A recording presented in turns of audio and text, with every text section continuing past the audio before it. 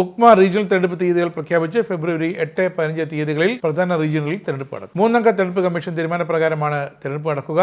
ഉക്മയുടെ അംഗ അസോസിയേഷനിൽ നിന്നും തെരഞ്ഞെടുക്കപ്പെട്ട ജനറൽ കൗൺസിൽ അംഗങ്ങൾക്കായിരിക്കും അതാത് റീജിയനുകളിലും ദേശീയ തലത്തിലും ഭാരവാഹികളെ തെരഞ്ഞെടുക്കുന്നതിനുള്ള വോട്ടവകാശം ഉണ്ടായിരിക്കുന്നത്. കുര്യൻ ജോർജ്, മനോജ് കുമാർ പിള്ള, അലക്സ് വർഗീസ് എന്നിവരടങ്ങിയ 3-അംഗ തെരഞ്ഞെടുപ്പ് കമ്മീഷൻ തീരുമാനപ്രകാരം ആദ്യ ദിവസമായ ഫെബ്രുവരി 8 ശനിയാഴ്ച യുക്മ നോർത്ത് വെസ്റ്റ് റീജിയണിലും യുക്മ യോർക്ക്ഷയർ ആൻഡ് ഹംബർ റീജിയണിലും യുക്മ സൗത്ത് ഈസ്റ്റ് റീജിയണിലും തെരഞ്ഞെടുപ്പുകൾ നടക്കും. രാവിലെയും വൈകുന്നേരവുമായിരിക്കും റീജിയനുകളിലെ തെരഞ്ഞെടുപ്പ് നടക്കുന്നത് എന്ന് national PRO and media coordinator Alex Varghese അറിയിച്ചു.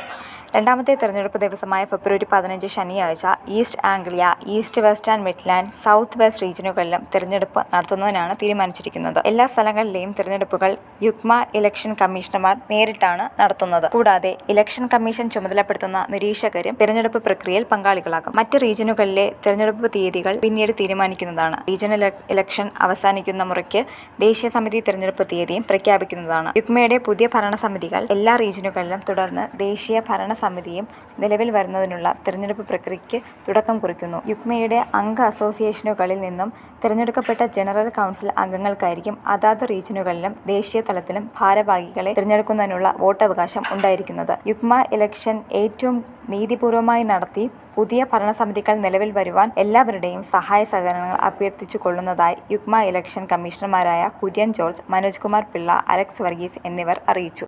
പ്രവാസി സമൂഹവുമായി ബന്ധപ്പെടുന്ന വാർത്തകൾ anand@gmail.com എന്ന വിലാസത്തിലൂടെ ഞങ്ങളുമായി പങ്കുവയ്ക്കാം. യൂറോപ്പിലെ വാർത്തകളും വിശേഷങ്ങളും ഞങ്ങളെ അറിയിക്കുന്നതിന് 02085866511 എന്ന നമ്പറിലും ബന്ധപ്പെടാവുന്നതാണ്.